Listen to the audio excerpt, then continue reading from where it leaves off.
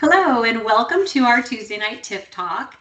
My name is Lynn McFadden with Endogastric Solutions, and here with me this evening is my colleague Amber. Amber will be helping us post some questions that you all post in the chat segment today, and she'll hopefully get those addressed during the segment tonight.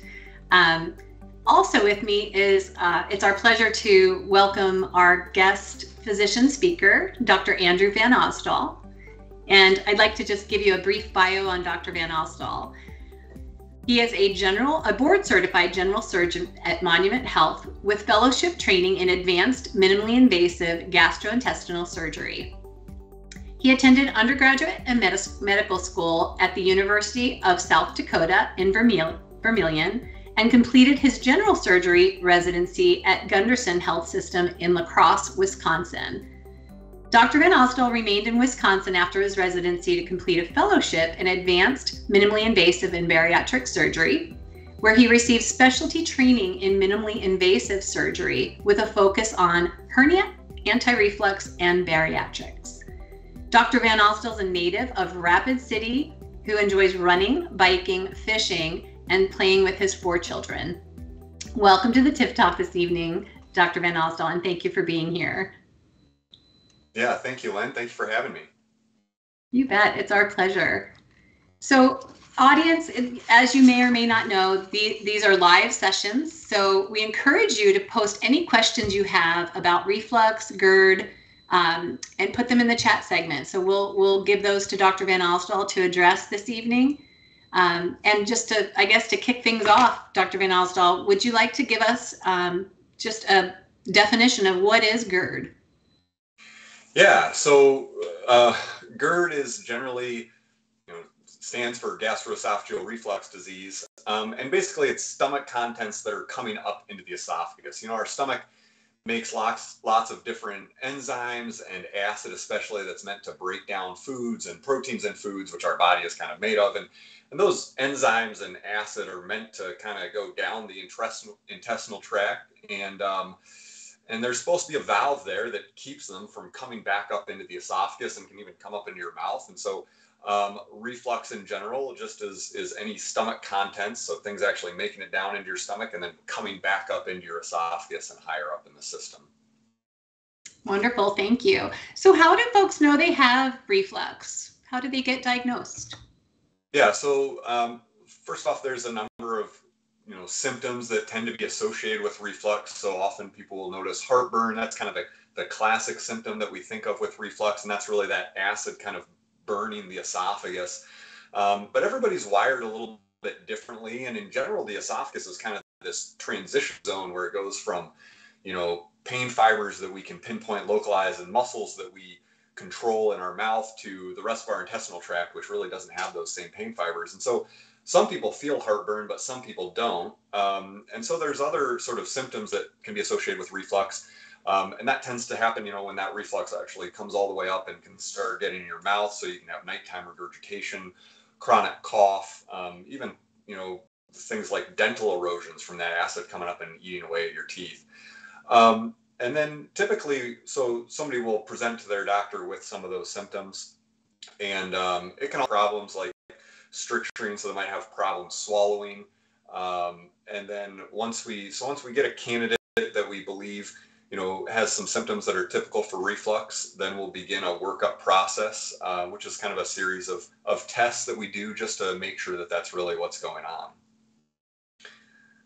Right, excellent. So, so you have your typical symptoms, or like you said, your classic symptoms, but are there atypical symptoms or things that present that others might not see as a potential symptom of GERD? Yeah, there's a number of things that we would consider atypical symptoms. The one that I think we see most commonly is chronic cough, but there can be a lot of other things too. Frequent pneumonias or aspiration events. Pulmonary fibrosis is one that I tend to see a lot of. And those can be people that with adult onset asthma, and they get diagnosed with asthma, and it turns out that the cause of their asthma is really these kind of micro aspiration events from reflux. So most of those atypical symptoms do, though, kind of tend to revolve around upper airway problems, upper respiratory problems. Like I kind of mentioned, the dental erosions before.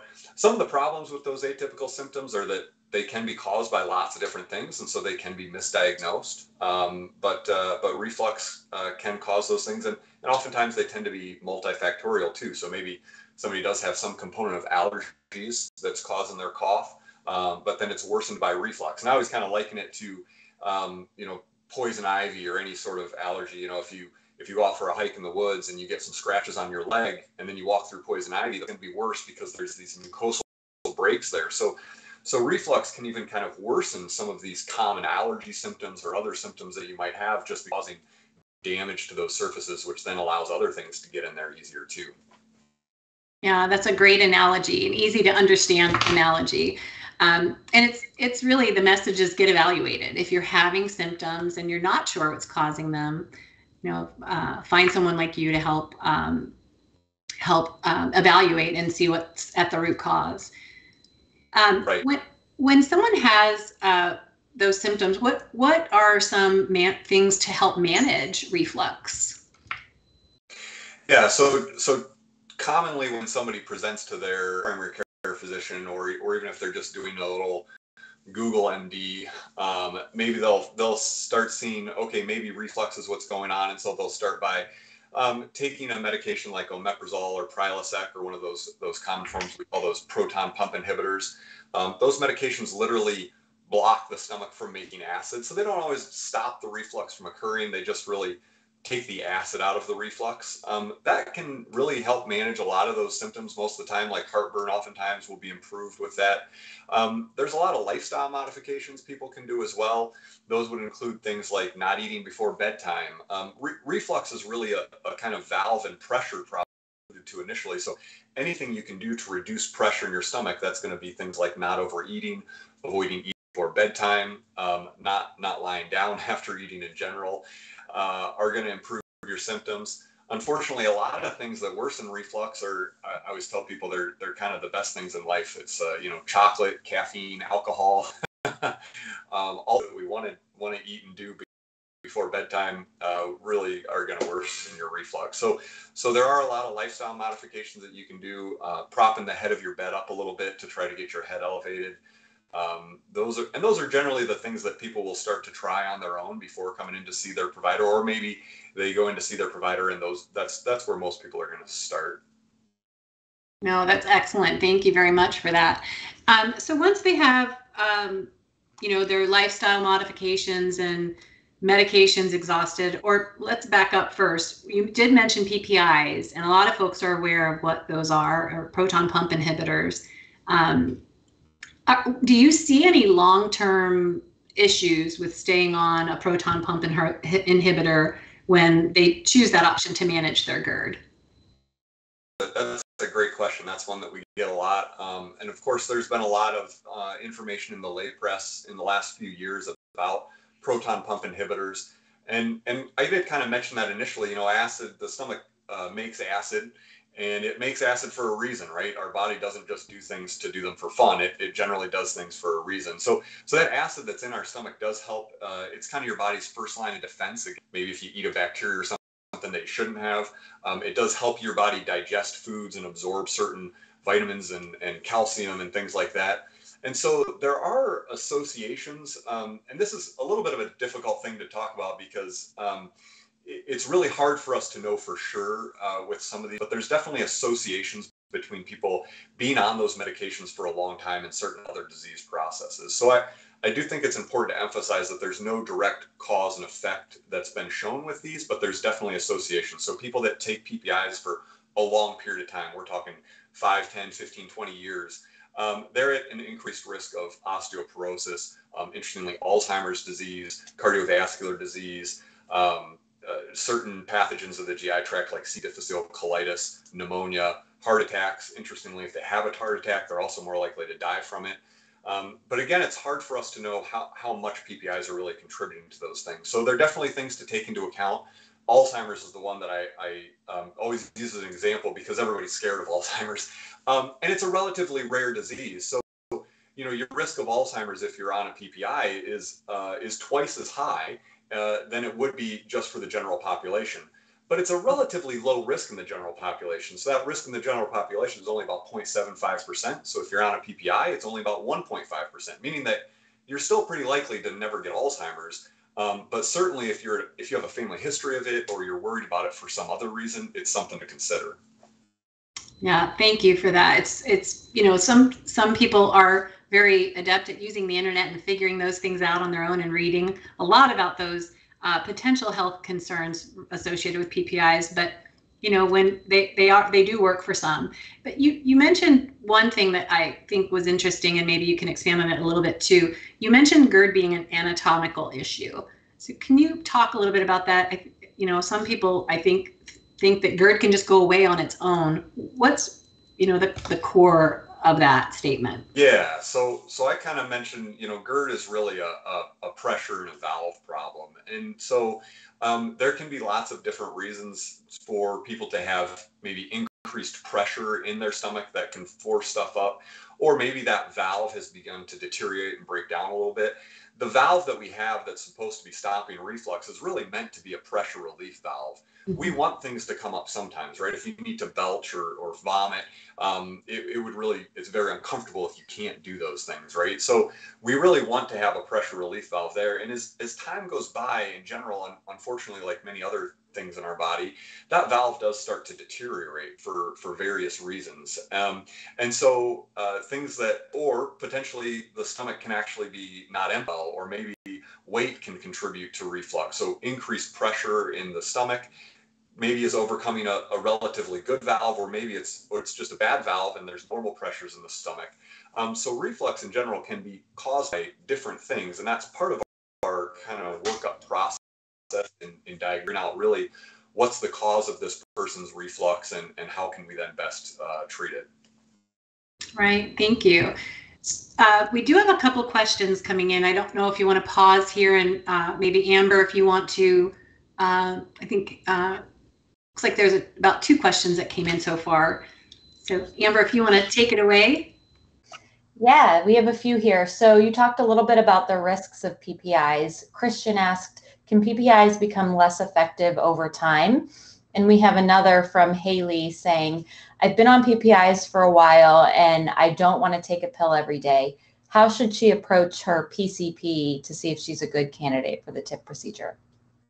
Yeah, so both great questions. First off, yes, we do see the body adapts really well, unfortunately, and includes adaptations to medications. And so what we see is that most people with classic typical heartburn symptoms, about 90% of them will have good relief when they start taking a PPI. 2 years down the road, 2 to 3 years down the road, only about 70% of people will still be having good relief with their PPI. So as time goes by, those medications do become less effective. Can increase the dose or switch them to a different medication, but there does come a point where we can no longer do that. And unfortunately, some of the stronger forms of PPIs do tend to get really expensive as well. So whether it be for financial reasons, or maybe somebody just like Haley doesn't want to take a medication every day, oftentimes there does come to a point where that dose is escalated, where the person says, hey, I don't want to do this anymore.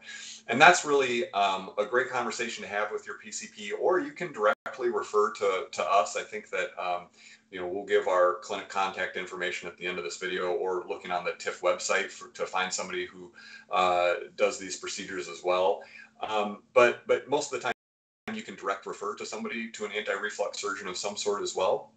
But really asking your is a great place to start too, and just tell them, hey, I've been on this medication for a long time. I'm starting to have more and more breakthrough symptoms. I know that there's some risk associated with it, and I don't want to be on it anymore. What are my options? Yeah, I think that's a great response, and thank you for that. We're all about helping folks understand that they can advocate and they can push and ask for those options, and have those discussions is key. Having those discussions is key. Yeah, and unfortunately, a lot of some anti-reflux procedures historically have gotten a bad rap. There are lots of options out there, the TIF being just one of them. And so one of the things that I think is important to emphasize in that is trying to find a surgeon who does have kind of multiple tools in their toolbox, so that they can find the right one that works for you. Historically, there was really just one procedure that almost everybody did and got, therefore. And it's kind of the old analogy of, if all you have is a hammer, everything becomes a nail. Is a nail. Yeah. And so what you really want to do is find somebody who does multiple different things so that you know that you're getting the right procedure. And that's a lot of PCPs do have reluctance in referring to surgeons because historically they saw that happening where maybe people weren't getting the right procedure for them and therefore weren't having very good outcomes. So it really is important to have that discussion with your PCP, but also try to find somebody who kind of has a full set of tools in their toolbox. Excellent advice. And every individual is different. Their anatomy is different. So what might have been right for your friend down the road might not necessarily be what's right for you.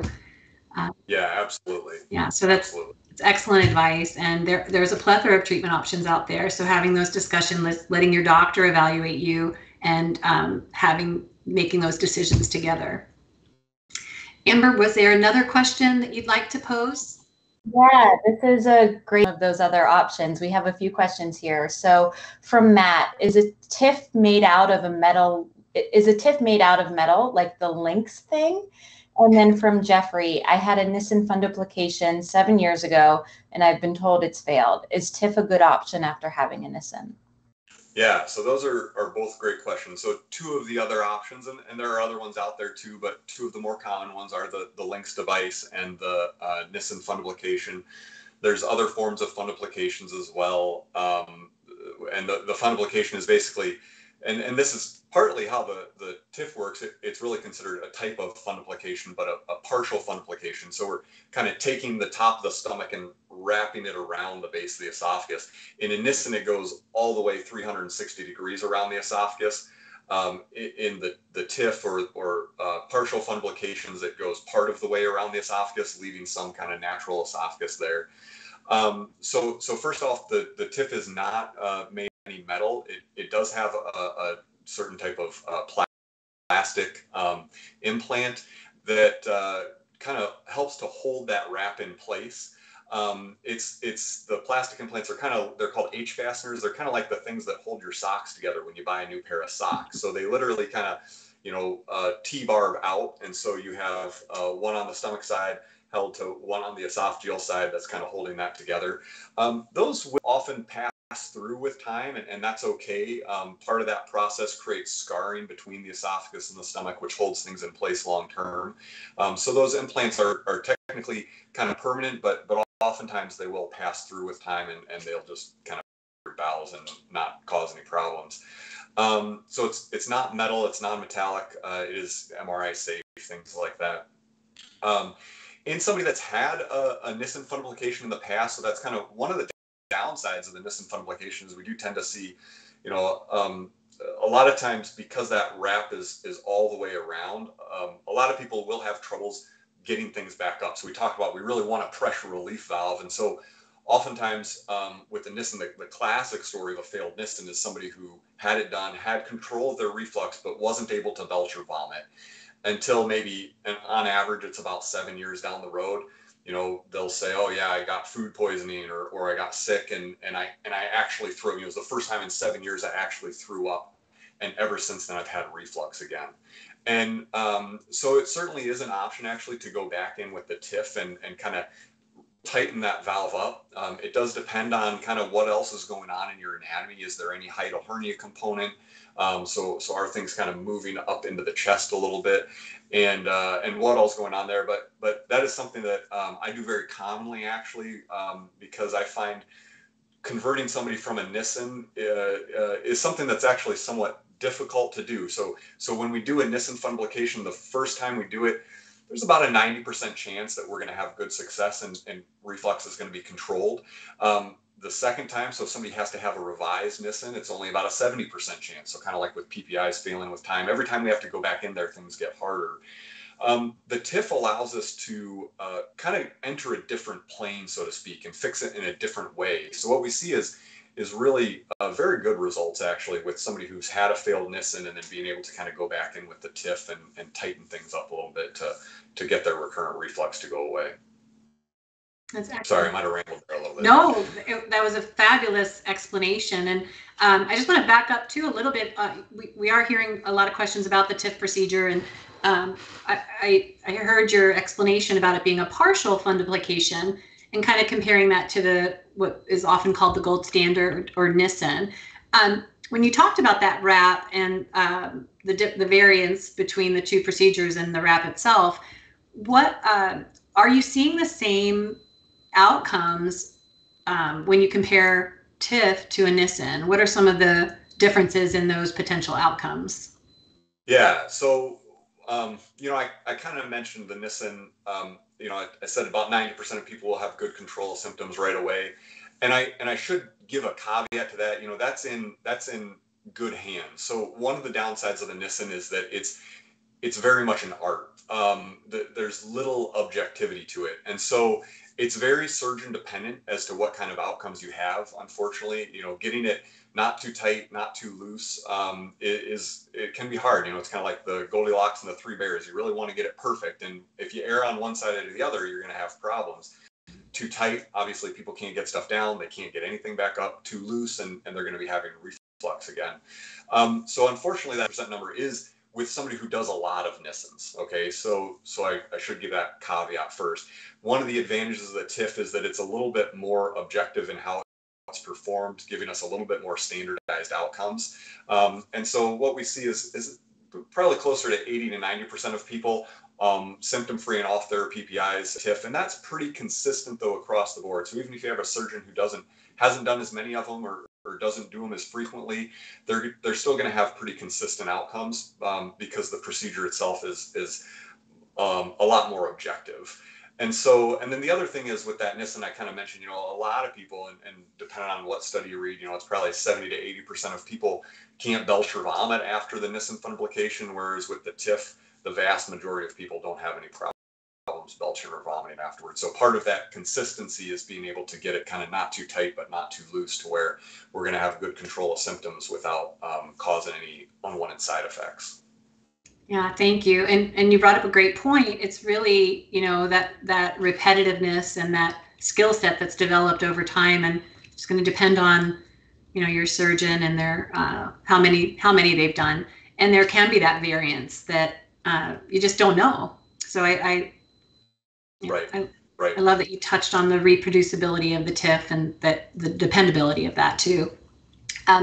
When you're talking about how to manage reflux, you've touched on several different interventions medically, surgically. We get a lot of questions about preparation for a surgical intervention. So what is the preparation like? And we can talk about pre and post for the TIF procedure in particular. First off, I guess I'll say, I didn't really go into the diagnostic workup very much, but one of the main things that we really want to emphasize, and we talked a little bit about that, of finding out why you have reflux, but one of the first things we have to do is really prove that you have reflux, because unfortunately people don't, and especially with the atypical symptoms like cough or frequent pneumonias, those can be caused by lots of things. So one of the things we want to do first is just really prove that you actually have reflux, and that is what's causing things. And it might even be that you're having those symptoms from esophageal problems, but it's not stomach contents coming back up. It's that your esophagus never really clears that well. And so things are kind of hanging out in the esophagus and coming back up. It's not stomach contents coming back up. And so, our workup is going to involve things like doing an endoscopy, just putting a scope down, looking at the inside of the stomach, looking at the inside of the esophagus, typically doing some sort of acid test. The most common one is called a Bravo study, where we actually pin a little catheter or a little capsule on the inside of your esophagus, and it actually measures acid in the esophagus. And we just use acid as a surrogate for stomach contents, essentially. And so objectifying how much reflux you're having and trying to correlate that with your symptoms. And then the other thing we want to do is just kind of, is there a hiatal hernia component? So is that valve failing? Is the stomach not emptying well? Kind of what's going on as far as those pressures there? And we can do that in a few different ways. And then really looking at how well the esophagus is squeezing down as well, because that can, like I mentioned, if you're having problems getting things down, that can make treatment of your reflux a little bit more difficult as well. So there's multiple ways that we can do that, but the most common way is to do something called manometry, where we put a catheter in your nose and it has a bunch of little pressure sensors on it. We have you swallow and we just measure it. I've done that test myself just to say I did it, and Yeah. it's not fun, but it is definitely not the worst thing I've been through. We don't get people lining back up to do that one again, though. Well, I love that you tried it on yourself, just to be able to tell patients that you have empathy. Yeah, right. And so that's kind of, going to be the first part of that process is really the workup of just proving that you actually have reflux, that's actually what's causing your symptoms, and figuring out what procedure might be best for you to treat it. So if that procedure does happen to be the TIF, then as far as kind of preparation for doing that, that's one of the really great things about the TIF is it's a very minimally invasive procedure. It's really, there's no incisions, basically, if you're on blood thinners or dependent on medications, we might have to stop some of those, but otherwise it's really, there's not a whole lot of prep work that goes into it beforehand. Wonderful. So any diet restrictions? A lot of folks will ask, hey, do I have to lose weight before I get a procedure? Do I have to, do all this work beforehand? And diet is always a big one. So yeah. So, and that's a great question too. We do, as I kind of mentioned, weight is a risk factor for GERD. So the more weight you have, the more pressure there is pushing stuff back up. So again, we're dealing with these pressures in this valve. And so the more pressure you have pushing stuff back up, because we want it to be a pressure relief valve, at some point, you might have enforcing that valve. And so at some weight does come into play. And that's where, especially with somebody like myself, where I also focus a lot on bariatric surgery, we might recommend you do something like a gastric bypass rather than a TIF. And the bypass has this great potential of treating reflux and helping you lose weight at the same time. So in somebody who's interested in losing weight, that can be a really great option and can kind of kill two birds with one stone. In general, I don't make people lose weight before a TIF, depending on what their BMI is.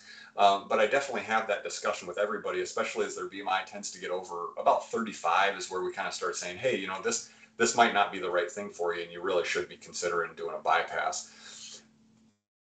No, and again, it points to, get evaluated, see what's right for you, let your doctor have those conversations with you, and really talk through what your treatment options are. And there are a wealth of them, and so many people, everyone's different. So there's something out there for everyone, I guess, is the moral. Yeah, absolutely. So the bottom line is, if we figure out that reflux is your problem, it might be that the TIF isn't the right thing for you, but we're not going to leave you high and dry and just say good luck. Exactly. Yeah. And we're also not going to expect you to lose a bunch of weight before doing a procedure that, No, I think that's important information to convey to the audience. I'm going to pause real quick again with Amber. I think we had a couple other questions in the queue that I wanted to give you some time to go ahead and. Yeah.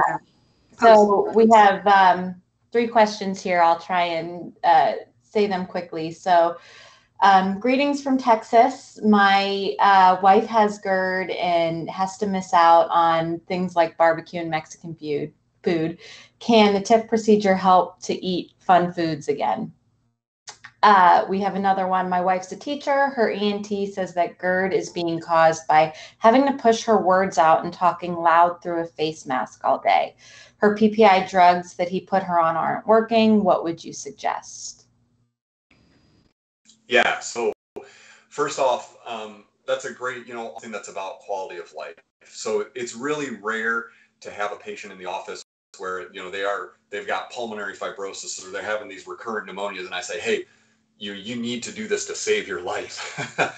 Much more frequently, this is really about quality of life. And so it goes back to, hey, I don't want to take a PPI every day, or I don't want the risk of Alzheimer's. That's really what this is all about, is saying, hey, I live in a place where, socializing, everything is about going to barbecues, and I can't do that right now. I can't go out and be with my friends. I'm having to hide at home, and this is affecting my quality of life. What can I do differently?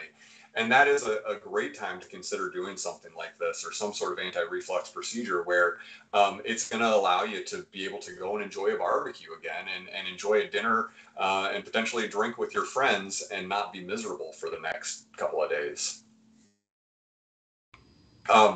And I'm sorry, I kind of forgot the other question. No, that's great. They were long ones.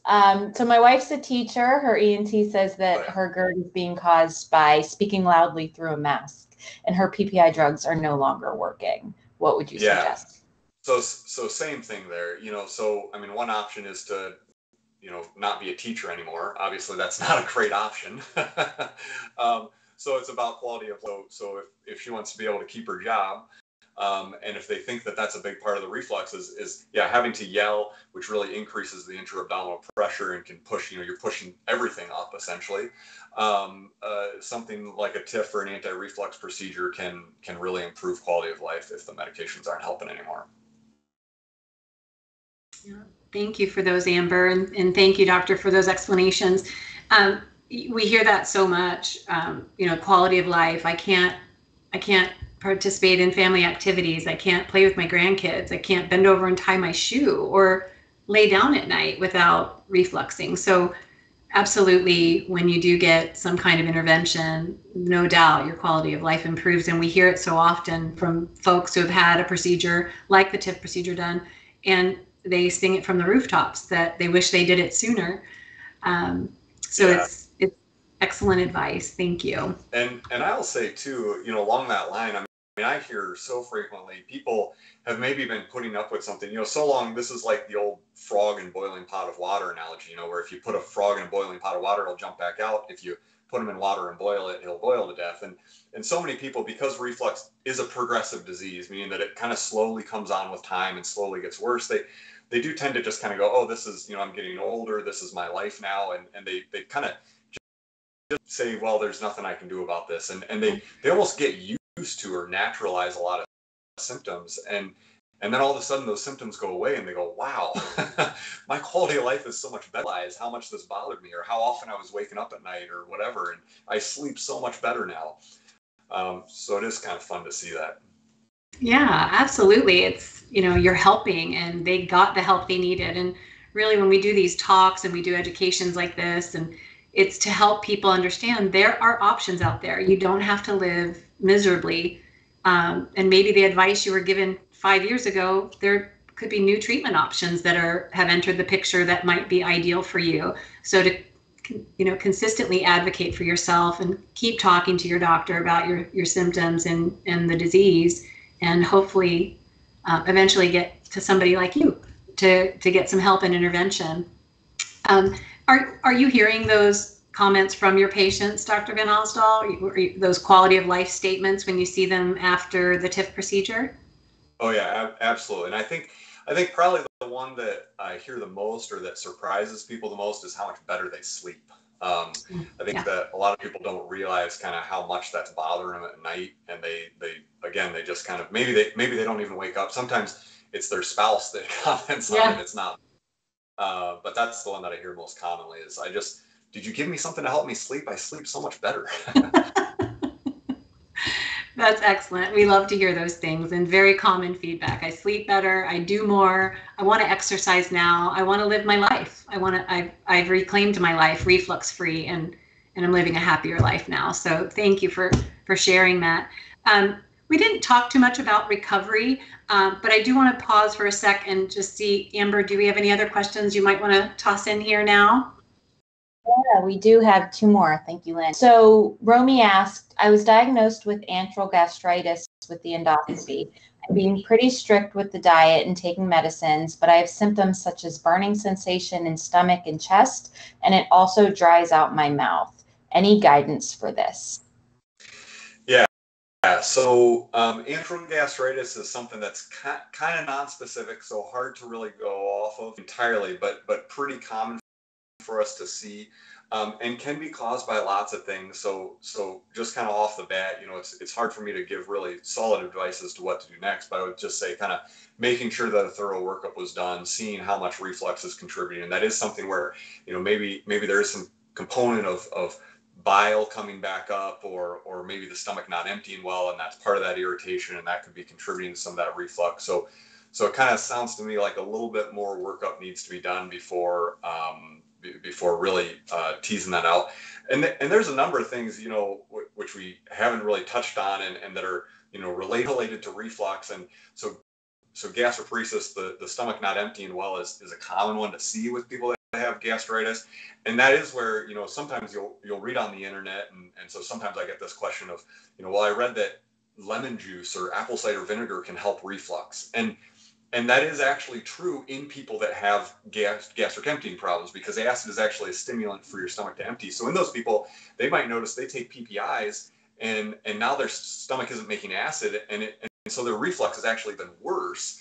And some of their symptoms are even worse because it's really their stomach not emptying well. And so now we've taken away the stim empty. And so even having them stop their PPIs, and it's a little bit counterintuitive, because especially if there's irritation in the stomach, and I can't tell this person for sure that that's what's going on, but using this as an example of sometimes things are a little counterintuitive. And so it might be that even, you know, adding acid to the stomach rather than taking it out would help that person. And so kind of lots of things to think about there.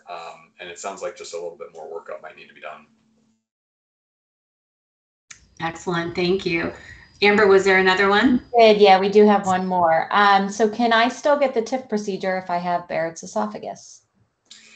Yes. Yeah. And that's a great question. And it is, again, you know, there's lots of things to consider there, but absolutely that would not be considered a contraindication to having the TIF procedure.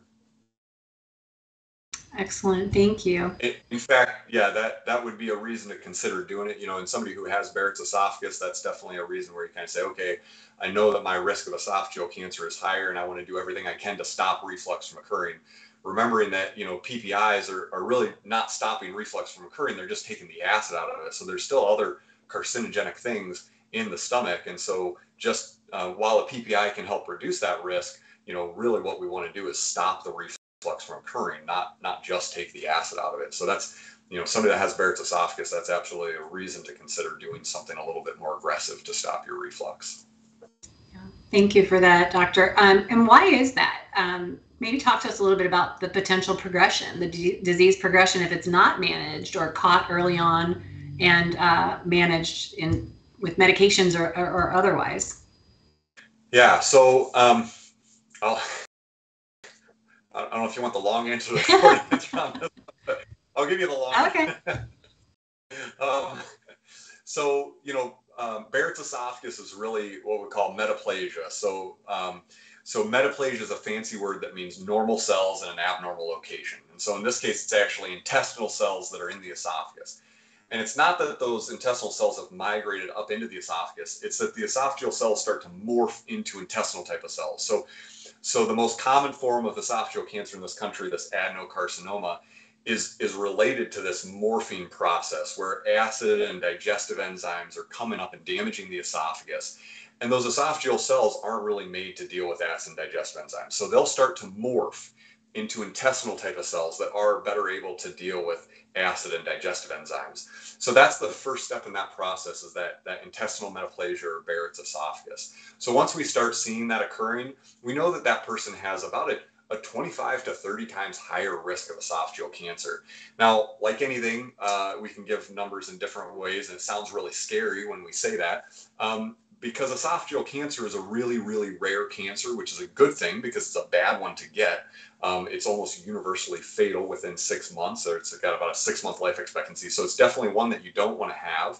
But the risk of esophageal cancer is only about 0.01% in the general population. So that means even if your risk with Barrett's esophagus is 25 to 30 times higher, that risk is still only about 0.25% per year. So it's not something that you should be losing sleep over at night, but it's definitely something to kind of consider doing something more about. The next step then is we kind of set metaplasia. So they're still normal cells, they're intestinal types of cells, but they're in the esophagus.